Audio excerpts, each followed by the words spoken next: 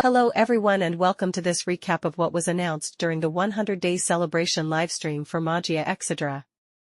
Just like my last stream recap, all the information in this video is machine translated, so there might be some mistakes, but without further ado, let's begin.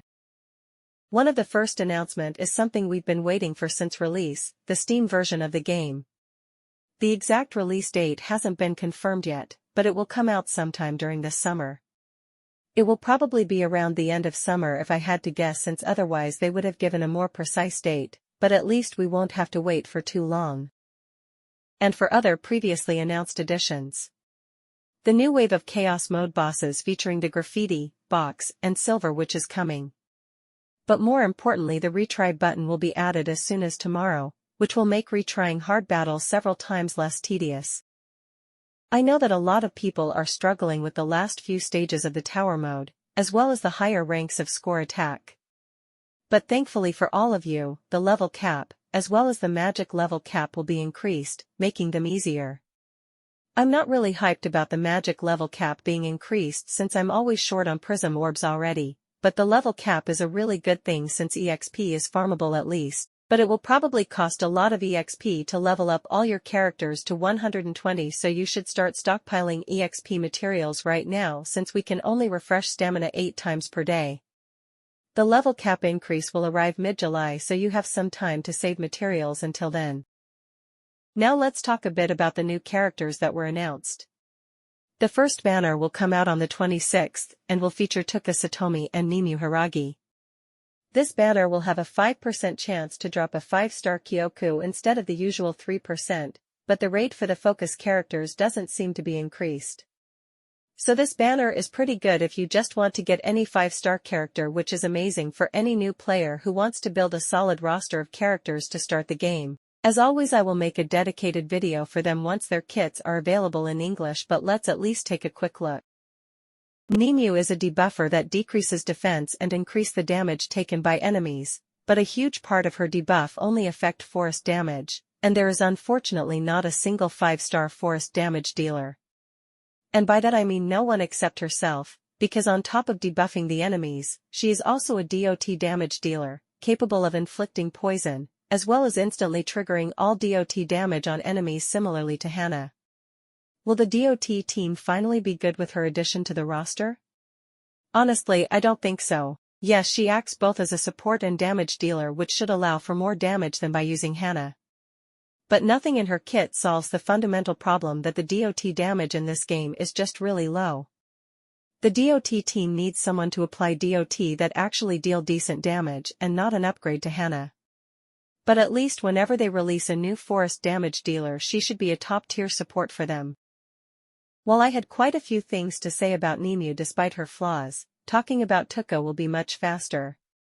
She's just a really strong single target breaker. She can buff her own break gauge reduction and speed as well as action advance herself a bit. She wants to be used alongside characters with follow-up attacks and counters to activate her speed buff, but other than that you can kinda see her as a fire version of Rina. And finally, the last character announced is Alina Gray. Her banner will come out on the 4th of July and will also have a 5% 5-star rate. Alina's kit wasn't revealed yet, but by looking at her trailer it looks like her battle skill is AoE but her special attack is single target. And to finish this video, let's look at all the rewards we will receive. First and most important, we will get one free 5-star Kioku. You will only be able to choose among the members of Mikazuki Villa, so either Felicia, Yachiyo, Iroha, Tsuruno, and Sana. Despite the limited choice, this is a really good gift. I obviously advise you to just pick your favorite character, but if you want I will also make a video to help you choose one depending on what characters you already own. But that's not all we're getting. We will also receive 2,000 gems as a login bonus, and a total of 30 free summons. 110 pull on a banner containing the characters that will join the standard pool at the end of the month, Sayaka, Moemura, and Doppel Iroha. Another 10 pull on the Nimu and Tuka banner with the 5% 5-star chance. And another last 10 pull on the Alina banner once it release, also with the 5% chance. And that's not all. Those were the biggest gifts we will get, but they are also increasing the amount of rewards during the next event, as well as the amount of key fragments during the next tower. And finally, starting from the month of August, they will also add monthly missions for an extra 600 gems every month. I'm gonna be honest, that's not a lot of gems for monthly missions in my opinion, but at least it's something. And that's about everything announced during this livestream. I omitted some minor stuffs as well as some changes to the Exedra pass since I'm free to play. But before leaving they gave us some teaser about the next livestream. It will happen during mid-July and will contain information about the new Madoka movie. And at this point this is nothing more than an educated guess, but I am almost certain that they will announce the next limited Kioku during this livestream. Obviously there's absolutely no proof other than the fact that this would be the perfect opportunity to reveal it, but I strongly advise you to save your gems at least until the next stream to see if I'm right or not. And that's it for this video. But before leaving I want to make a quick announcement for the channel. Some of you probably know it, but Persona 5 The Phantom X will release its global version really soon and I intend to make content about it. But I also want to post videos about some other gacha games I'm playing, so here's how things are gonna go from here. Both Magia Exedra and P5X will be the main games of the channel, and the videos for these two games will be released somewhat consistently and will feature gameplay, guides, and news video, just like I've been doing until now with Magia Exedra.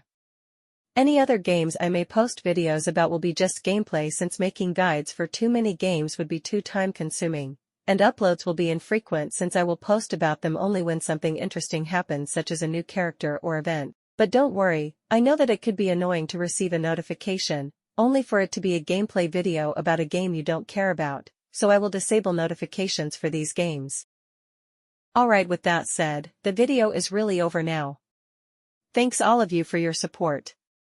Goodbye and see you soon.